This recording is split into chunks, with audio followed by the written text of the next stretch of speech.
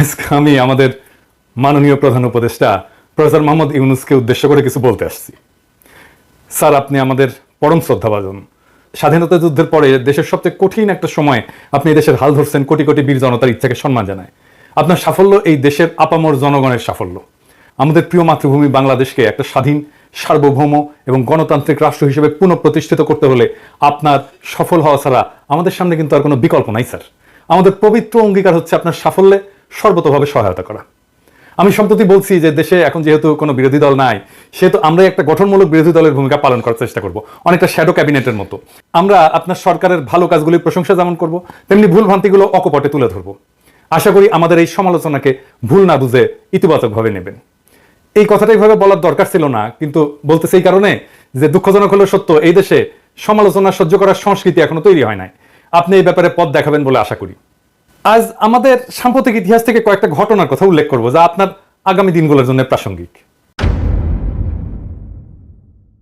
প্রথম ঘটনা হলো মুক্তিযুদ্ধের পরে শেখ মুজিবের দেশে প্রত্যাবর্তন। অবিভক্ত পাকিস্তানে বাংলাদেশের গণতান্ত্রিক সংগ্রামের নেতা ছিলেন শেখ মুজিব, এটা ইতিহাস স্বীকৃত। কিন্তু মুক্তিযুদ্ধের নায়ক কিন্তু তিনি ছিলেন না। যুদ্ধের 9 মাস দেশে যে বৈপ্লবিক পরিবর্তন হয়ে গেছে সে সম্পর্কে তার বিন্দু মাত্র কোনো ধারণা ছিল না। তিনি যে অবস্থায় দেশ ছেড়ে গেছিলেন, ফিরে আসার পরে বাংলাদেশ আর সেই দেশ ছিল না, কারণ তার মাঝখানে একটা মহান মুক্তিযুদ্ধ ঘটে গেছে। অনেক রক্ত, অনেক আত্মত্যাগ, অনেক যুদ্ধ, অনেক কষ্ট, অনেক বেদনা, দেশ ত্যাগ, এই সমস্ত কিছু এই সময়ের মধ্যে ঘটে গেছে। তিনি সে বিপ্লবকে ধারণ করতে পারেননি। শুনতেও চাননি কি হয়েছিল, কারা করছিল, কেন করছিল, কিভাবে হয়েছিল, শুনতে চাননি। কারণ তিনি বিপ্লবকে ধারণ করতে চাননি, কারণ তাতে তার ভূমিকা ছিল না।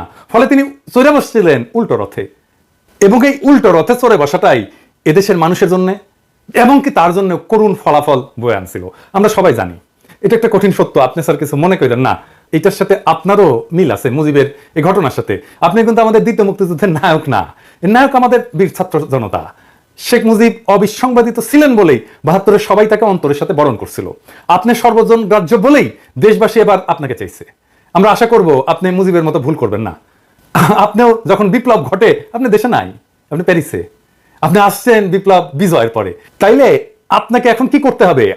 আপনাকে করতে হবে আমাদের দ্বিতীয় স্বাধীনতার বৈপ্লবিক মর্ম আত্মস্থ করে পুরনো ঘুণে ধরা ব্যবস্থা ধ্বংসস্তূপের উপরে একটা প্রকৃত গণমুখী রাষ্ট্র ব্যবস্থা গঠনের দুরূহ কাজটার উদ্যোগ নেওয়া।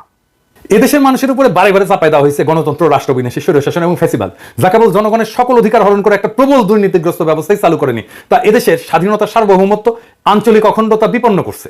আমাদের প্রত্যাশা আপনি স্বৈরশাসন এবং ফ্যাসিবাদের জানাজা পড়বেন এবং দাফন করবেন, যাতে আর কোনোদিন তা বাংলাদেশের পূর্ণ মাটিতে ফিরে আসতে না পারে।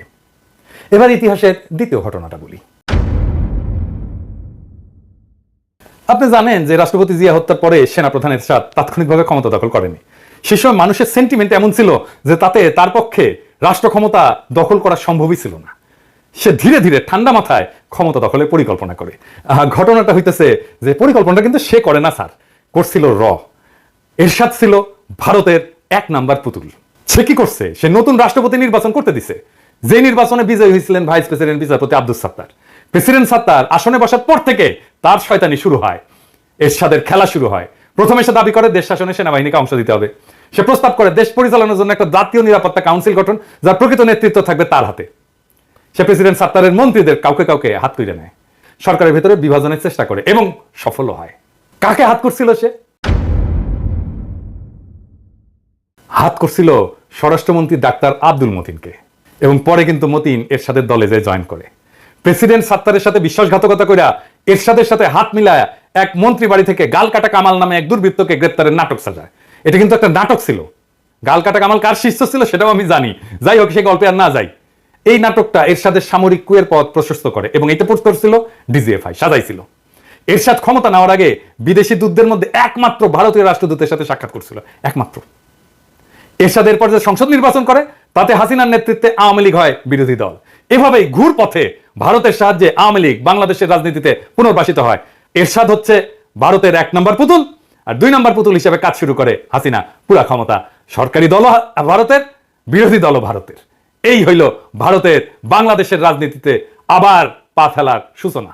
এই নাটক যে আবার মঞ্চস্থ হবে না, আপনি কি স্যার সেটা নিশ্চয়তা দিতে পারেন যে প্রেসিডেন্ট সুপ্পু আপনাকে শপথ দিছে যে পদে বহাল থাকলে সে তো আপনার নিয়োগ বাতিল করতে পারে না? তাকে পদে বহাল রাখা মানে হলো আওয়ামী লীগের প্রত্যাবর্তনের মহাসড়কটা খুলে রাখা। সুপ্পুকে বিদায় না দেওয়া পর্যন্ত আপনি নিরাপদ। আমি প্রবল সংখ্যার সাথে লক্ষ্য করতেছি যে 91 এরশাদের কালো ছায়া আপনার এবং আপনার সরকারের উপরে দীর্ঘ থেকে দীর্ঘতর হচ্ছে। আপনার উপরে চাপাই দেওয়া হয়েছে বেশ কয়েকজন উপদেষ্টা, যাদের সাথে বিপ্লবের কোনো সম্পর্ক নাই, ন্যূনতম কোনো সম্পর্ক নাই। আমরা বুঝতে অক্ষম। 11 3জন কুশীলভ জায়গা পাইছিল প্রথমেই আপনার উপদেষ্টা পরিষদে, আবার আরো 2জনকে নিলেন, আলী ইমাম মজুমদার আর জাহাঙ্গীর আলম, 2জনই তো 111 এর লোক। আর ফয়জুল কবির ও তো আবার প্রথম আলো, আর প্রথম আলো তো আবার 111। সব প্রথম আলো 111 মিলে আপনার ক্যাবিনেট। শুনতে পাচ্ছি যে বিপ্লবের সহযোগী কোনো কোনো প্রখ্যাত ব্যক্তিকে আপনার সাথে সাক্ষাতের সুযোগ দেওয়া হচ্ছে না। আমরা কিন্তু জানি স্যার যে কারা এসব করতেছে এবং কেন করতেছে। একটা জিনিস দেখাই স্যার, আপনার উপদেষ্টা হাসান আরিফের পোলা হাসনাত আব্দুল্লাহর ছেলেকে নিজে গার্ড দিয়ে নিয়ে গেছে তার বাড়িতে, পোড়া বাড়িতে দেখাইতে। মালপাত্তি ভালোই নিচ্ছে মাশাআল্লাহ, বুড়াগুলার আয় ইনকাম ছিল না, এখন আওয়ামী লীগ পাহারা দিয়া কিছু কামাবে তার পোলা। আমি বাগড়া দেওয়ার চেষ্টাগুলোর কাজ কাম দেখেন স্যার, দেখিচ্ছেন তো। বদনাম করলে ওদের হবে না, বদনাম হবে স্যার আপনার। আপনার একটা গল্প বলি স্যার, গানের গল্প তো মানে আপনি পছন্দ হবে। ওই গাই গরুর বাছুর মারা গেলে গরু কলে দুধ দেয় না স্যার, খালি লাথি দেয়। ওই ওই গাই গরুর দুধ শুকা যায়, তো তখন গোয়ালা করে কি, গোয়ালা বাছুরের চামড়া ছাড়ায় ওর মধ্যে খড়ার ভুসি ঢুকায় ঠেসে ঠেসে। বোকা গরু মনে করে যে তার বাছুর বাইসা আছে, তখন সে লাথি দেয় না, দুধ দেয়। হাঙ্গারের শত শহীদের রক্তে কেনা বিপ্লবের বাছুর কি মরে গেছে স্যার? হ্যাঁ, তাই ভিতরে ঠেসা ঠেসা 111 ঢুকাইতেছেন আপনি, একটার পর একটা ঢুকাইতেছেন। আপনারা স্যার 2জনের নাম দিয়েছিলাম স্যার, আপনি জানেন যে এনাদেরকে উপদেষ্টা করেন, করলে ভালো হবে, বিপ্লবের ভালো হবে, দেশের ভালো হবে। আপনি তো কথাটা রাখলেন না স্যার। যাই হোক, আমি কলে সবার আমল নামা এক এক করে কয়ে দিতে পারি যাদেরকে উপদেষ্টা বানাইছেন। কমু কিন্তু আজকে কইলাম না, কিন্তু পরে কমু। ইন্ডিয়া গলে ভালো করে জানে যে 1981 সালের মতো এইবারও আওয়ামী লীগকে সোজা পথে ক্ষমতায় আনা সম্ভব না।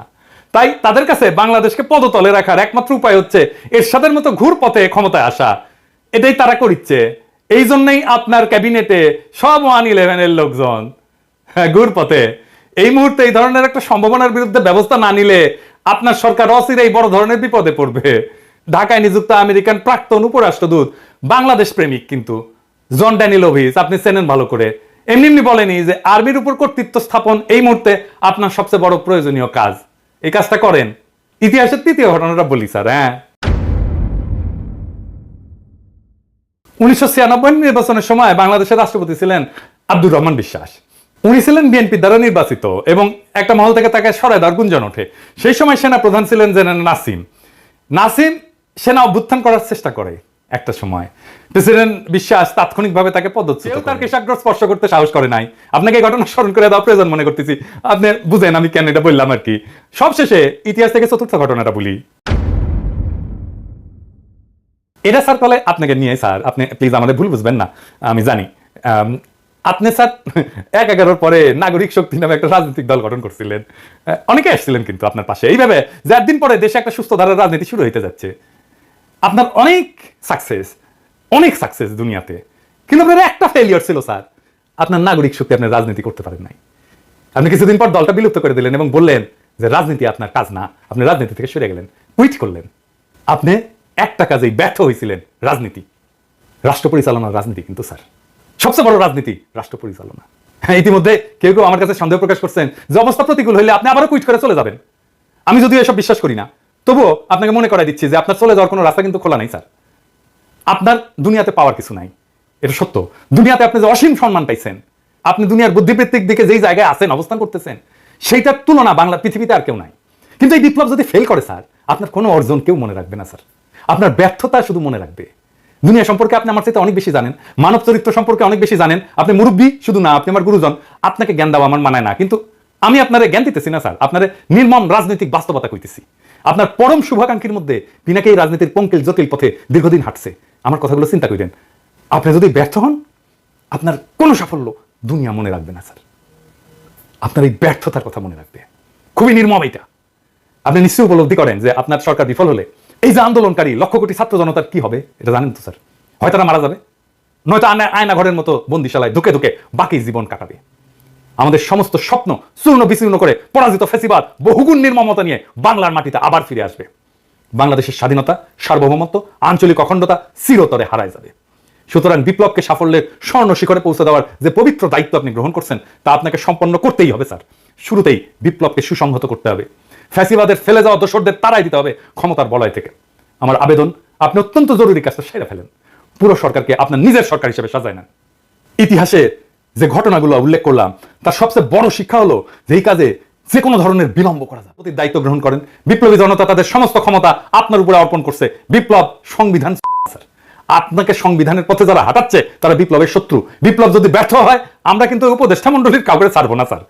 আপনি নির্ভয়ে রাষ্ট্রের পূর্ণ কর্তৃত্ব গ্রহণ করেন, রাজপথে আপনার অভিষেক হবে জনতার সমর্থনে। কিন্তু আপনি যদি ক্রমাগত আমাদের আহ্বান উপেক্ষা করেন, আপনার বিরুদ্ধে উচ্চকিত হইতে, এমনকি পথে নামতে আমরা দ্বিধা করব না। ইনকিলাব জিন্দাবাদ।